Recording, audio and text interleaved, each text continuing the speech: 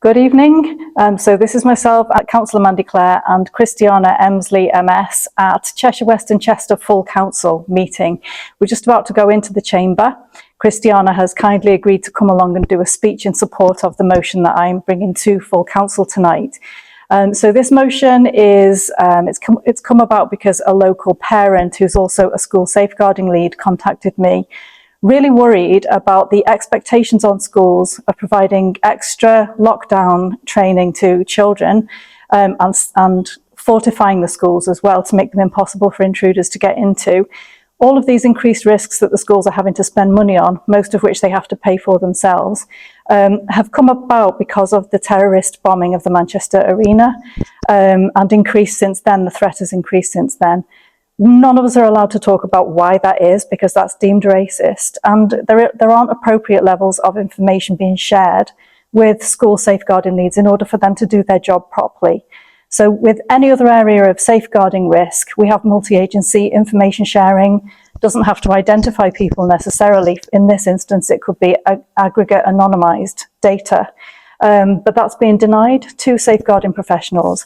And people that live within communities are also not being levelled with about who is living alongside them. So that's the gist of the motion this evening. Cristiana, do you want to speak about yours? Yes, thank you. I'm the member of the Welsh Parliament for Flint and Wrexham constituency and also Shadow Cabinet Minister for Fairness, Families and Communities. And the safety of women and girls is within my portfolio. Now, Cheshire West is the constituency just across the border. But unfortunately, as we all know, crime doesn't stop at the border and neither should safeguarding. Trust is earned and public authorities are under a duty to actually publish this data. It is in the public interest. Hope is not a safeguarding strategy, transparency is. And today I will urge councillors to support Mandy's motion and to ensure that parents are equipped with this level of information that will have to be at the forefront of any strategy, any safeguarding strategy that the council will implement in order to ensure that children are safe. So tonight we fully expect that we're going to have the usual accusations thrown at us, that it's racist or that it's not kind, and do we know how much people have suffered, and why are we assuming that anyone who comes here is criminal? And we're not saying that actually, we're just saying that we know there are higher prevalence rates of certain types of crime with certain people from certain nationality backgrounds.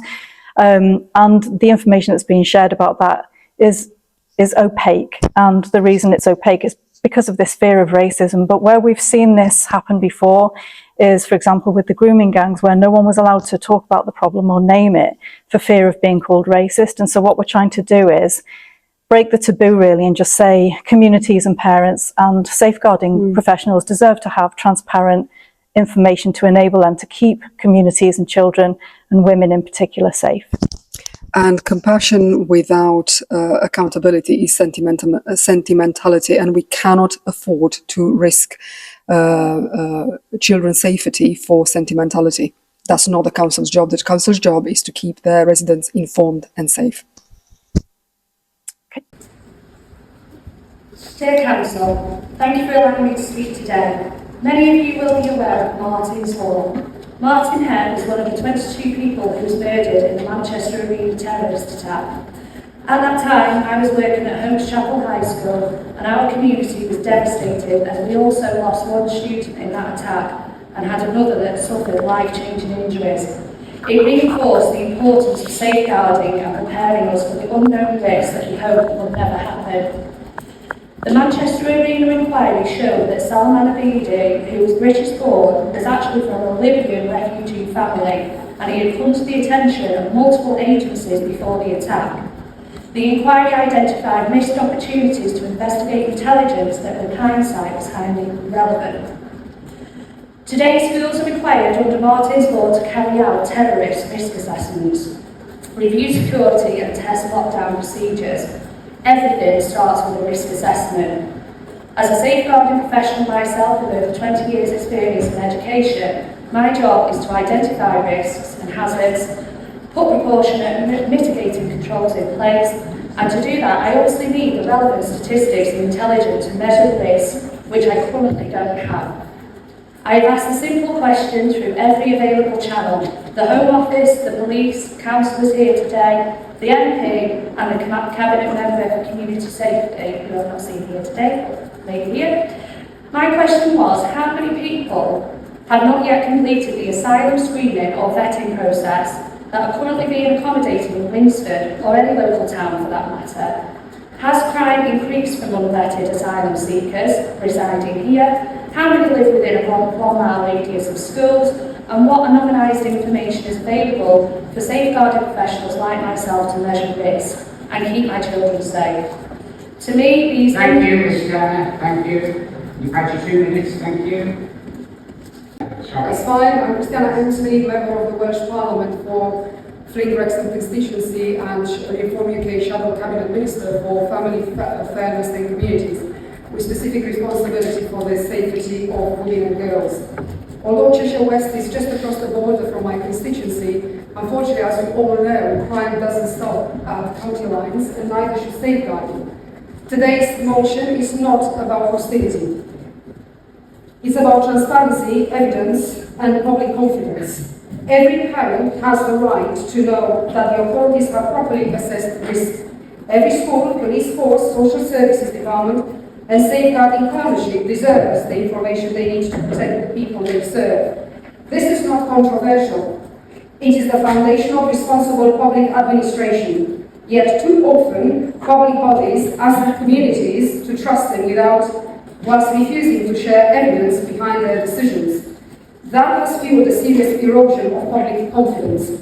Across the country, many people now believe that there is one set of rules for ordinary citizens and another for those who arrive here illegally or seek asylum.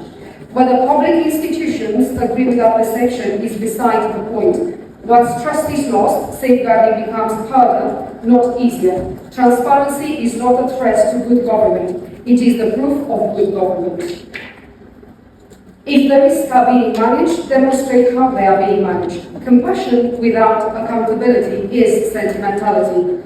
And let me finish with this. The first duty of government is not to protect its slogans, it is to protect its people. Hope is not a safeguarding strategy, transparency is. So councillors, tonight you have a choice. You can vote for more secrecy, or you can vote for greater transparency. You can vote for blind faith, or you can vote for evidence. I urge you to stand on the side of openness, accountability, and above all, your moral duty. Thank you. Many in this chamber would be far more content discussing hedgehogs and knitting socks than increased incidents of rape, but you know, if you were one of the young women from Winsford in this room who had experienced rape, you might have a different attitude.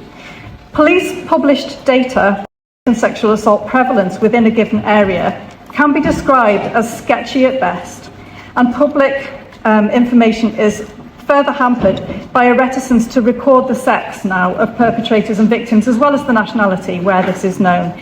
In the case of undocumented migrant men, this is by definition not known, so impossible to record.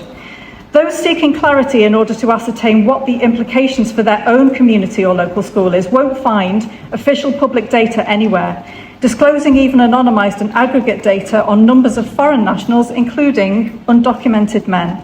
For example, the numbers that have been moved into HMOs. The public have therefore to rely on news reports, their own eyes and ears, and freedom of information requests by organisations such as Migration Central. Overall, that organisation found that there were 66 nationalities with a significantly higher conviction rate for sexual offences than amongst UK citizens. Government guidance increasingly expects schools to have lockdown drills as part of their emergency planning, and in many schools they are as commonplace as fire drills. Therefore, it is reasonable, not racist, for parents and specialists to request better systems and data in order to keep our children, our women and our communities safe. So I hope that Council will vote to debate this motion tonight. Thank you. So this was just me persuading Council to actually debate the motion. When we move into the debate, after my 3-minute intro speech, you'll hear one Labour councillor after another admonishing me and claiming that I haven't presented any data or information to justify bringing this motion, which clearly isn't the case. Three council members. 3 minutes, Councillor Clare. Thank you. Okay, amongst the main reasons given by government, police and education bodies for schools needing to fortify and run regular lockdowns are preparation for a hostile or violent intruder or a terrorist attack. And these expectations for public buildings to fortify themselves against and prepare for potential terrorist or intruder threats began as part of the response to the Manchester arena bombing. When many of us were at school, Manchester and other cities were also affected by bombings and terrorist activity, but the scale and nature of the types of threats our communities faced, and one could argue our women and children face, has now markedly shifted. Schools are expected to meet most of the costs themselves of these extra measures, and we can only speculate as to what the psychological impact on a child is when they are taught that they are not necessarily safe and protected in school and taught how to hide silently under their desk or in a cupboard. We all know the kinds of crimes and threats that now require schools and communities to change what is regarded as normal in safeguarding terms and in terms of our growing awareness of what can happen where there is inadequate surveillance and information sharing. In any other area of keeping communities, women and children safe, information sharing between agencies is key. The particular threats we hear more and more about are not about skin colour, but what is deemed normal and acceptable within one nation or culture does not necessarily carry over to another. Pretending this isn't the case resulted in hundreds of thousands of working class girls being abused in plain local authority sight. Squeamishness means we are in danger of falling into the same trap as we did with the grooming gangs, and whilst we're on it, a recent report highlighted that we in Cheshire West also had incidences of grooming and sexual exploitation within our borough as well. We can't point to over there with a clear conscience and hope that not naming the issue or talking about it will make it go away. We need to do better than that. So this motion calls for an acknowledgement of the risk issue and a plan for dealing with it. It doesn't ask for personal data to be disclosed, it asks for sharing of anonymised aggregate data so that those charged with protecting children and those living within a given area know the extent of the potential risk they face. And I'm sorry if you don't like those words, but if you are or a member of your family were to fall victim as a result of public sector squeamishness and a carefully cultivated ignorance of the facts, you may change your mind. Thank you, Chair. Thank you, Councillor.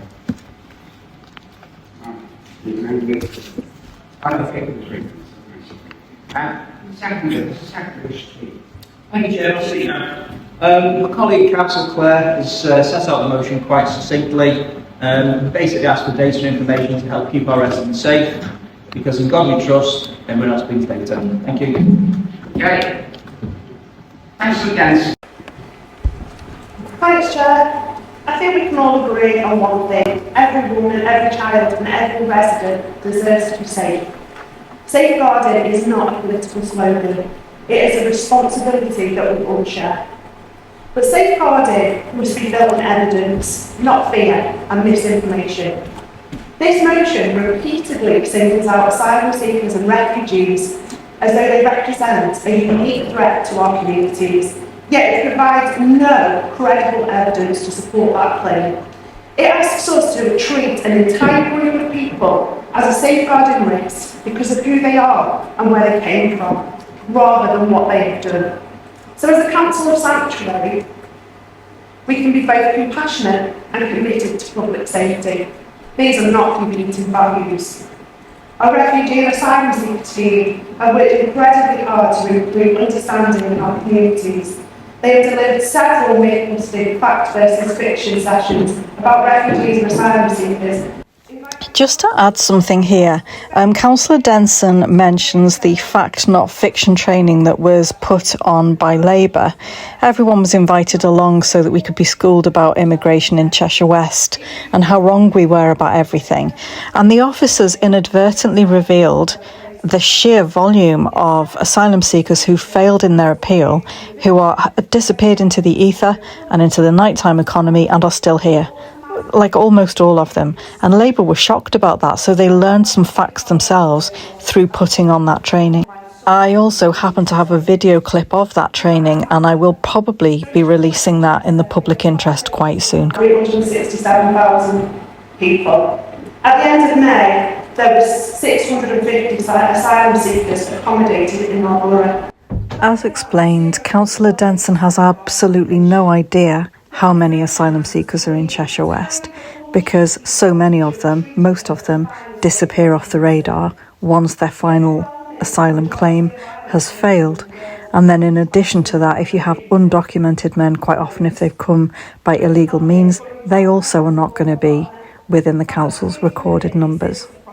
But Labour councillors prefer fiction to fact. Supports treating asylum seekers as a group as an inherent safeguarding threat. There unfortunately are some migrant groups that are more of a threat to women and girls than others, and this doesn't mean that we make assumptions about individuals, but what unfortunately happens is that individuals who are known to be behaving in risky ways aren't necessarily being monitored in the way that they could be, and the schools aren't being alerted to this in the way that they could be, because nobody wants to talk about it because they're migrants. It talks about transparency, but what it really offers is suspicion. It talks about reassurance, but it risks increased fear. If we truly want to improve safeguarding and support victims, tackle violence against women and girls.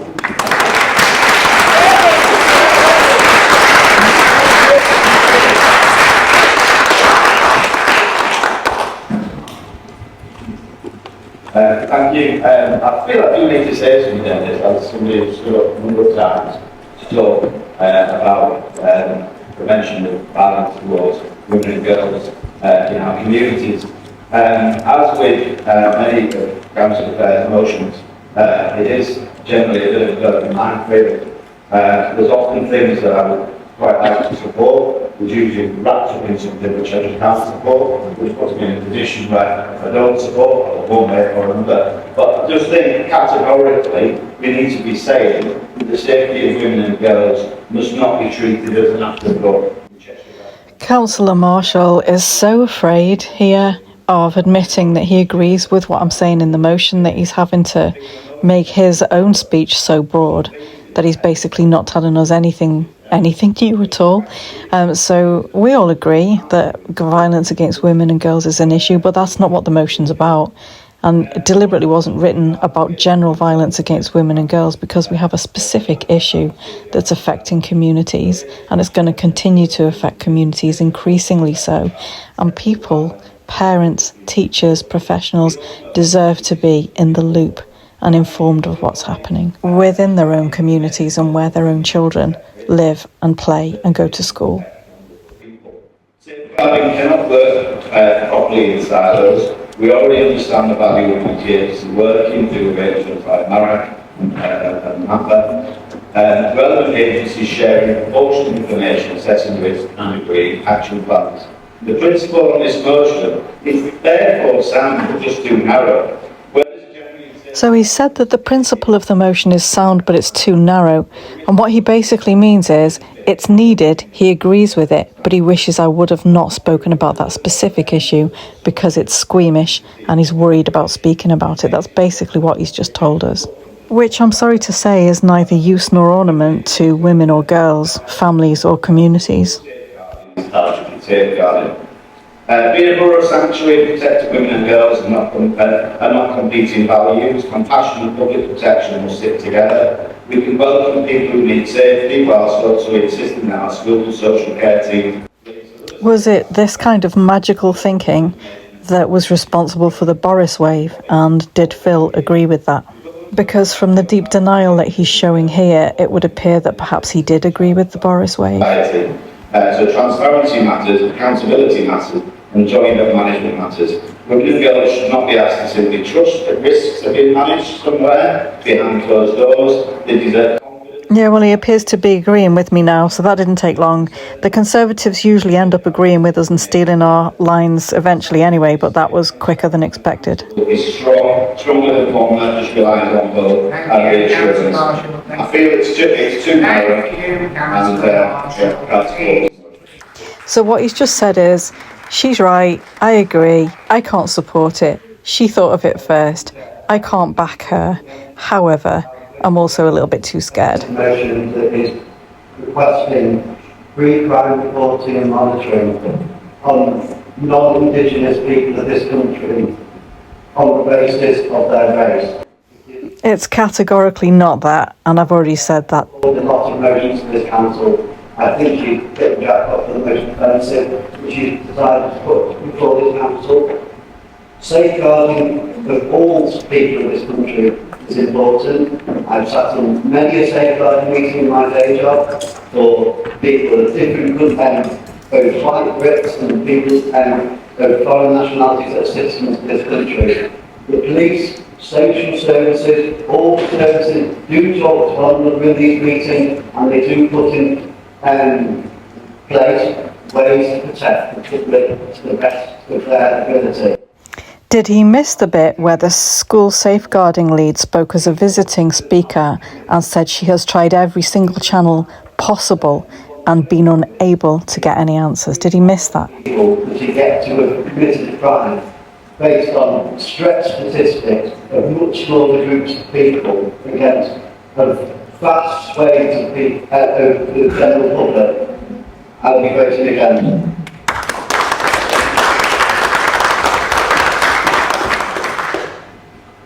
Councillor Collins. Madam Chair. At a previous meeting, this council reform told us the biggest danger to women and girls are the transsexual members of our society. The baby women's space is solid and regular. This much reform determined the biggest danger to women and girls are the immigrants, especially the undocumented ones. This motion pretends to be about transparency and safeguarding. However, we must be clear about what it is being proposed. It is not an evidence-based approach to community safety, but an exercise in demographic profiling. This motion asks us to treat asylum seekers not as individuals. This councillor tends to get so wound up that he swallows his own words, so it's often difficult to follow what it is that he's saying. But I think what he's saying here is yet again that he regards people like cross-dressing men and migrants from different cultural backgrounds to our own as more vulnerable than the women and girls that get attacked by them. I think that's what he's saying. Of the charity Positive Action Housing, she has rightly stated regarding this particular round of rescue, this proposal is not more than a political distraction designed to blame. Yeah, I've not mentioned skin colour at all. I've talked about nationality and I've talked about culture. And this guy is just in a frenzy looking for things to be angry about. Solutions. This council truly cares about the safety of women and children. He definitely isn't interested in the safety of women or children. He's actually admitted in a previous meeting that he was absolutely fine with expletives and foul language and sexualised terms being on display around children at Pride. He didn't have a problem with it. But being as he brought up cross-dressing men, I actually come back to that. I revisit it in my closing speech. Single out and surveil specific groups of people based on where they were born, their religion or their colour of the skin. Transparency is not a tool to be used to justify discrimination. I urge you to reject this motion. He's not interested in sanctuary or safety or equality for our own women in our own country. That's the reality. That's really a sanctuary and truly a great place to live. Thank you.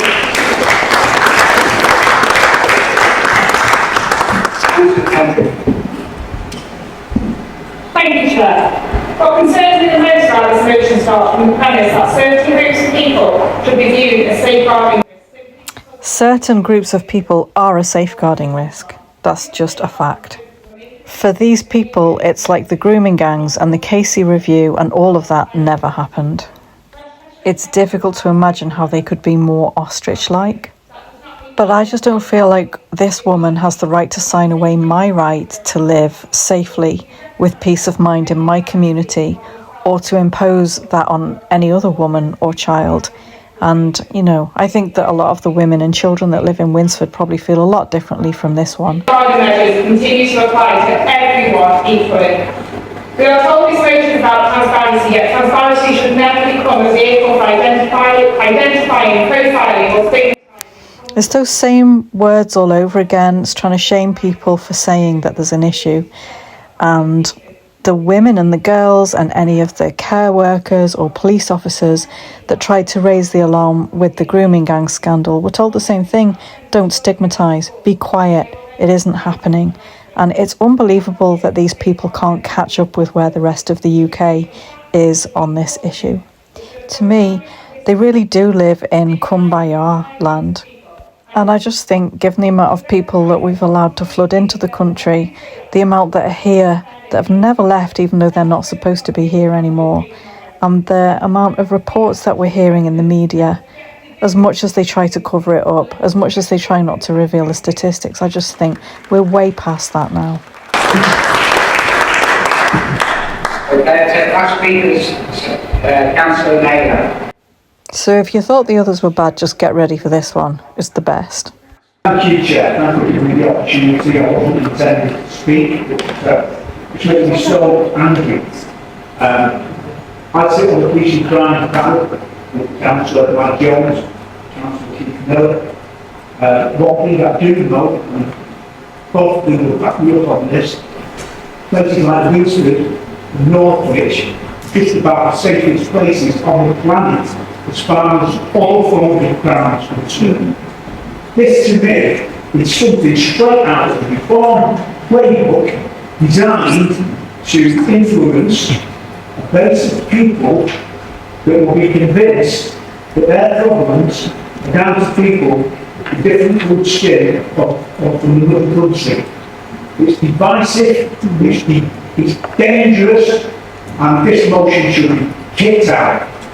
It's awful, absolutely awful. She should be ashamed of herself.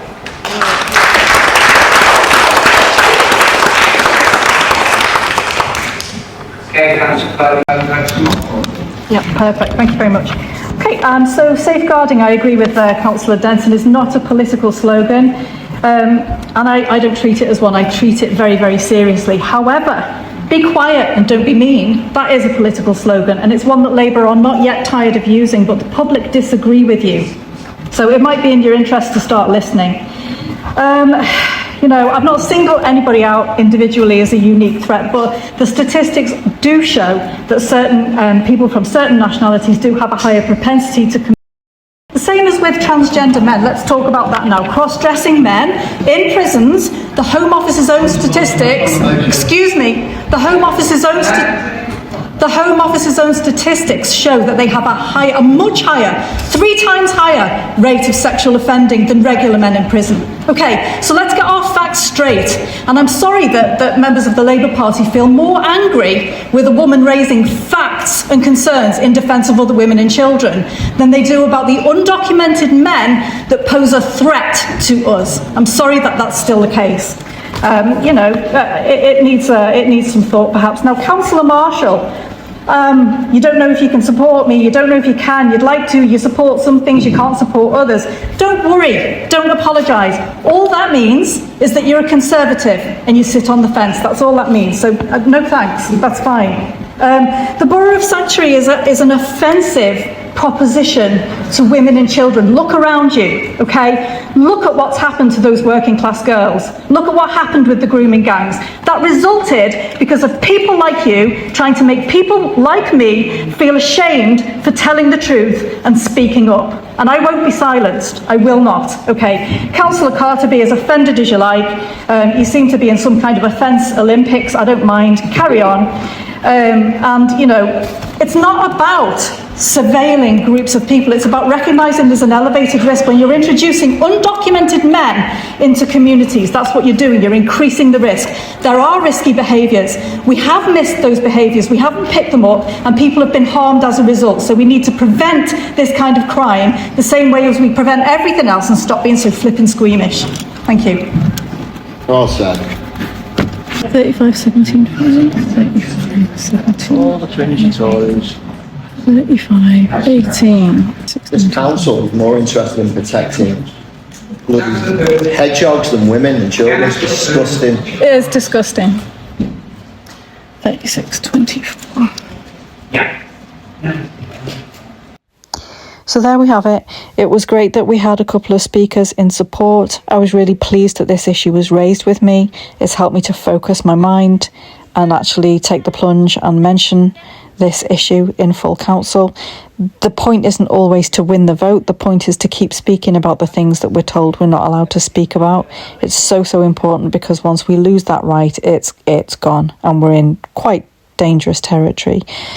So yeah, I think overall it was a positive meeting, and I hope you enjoyed that.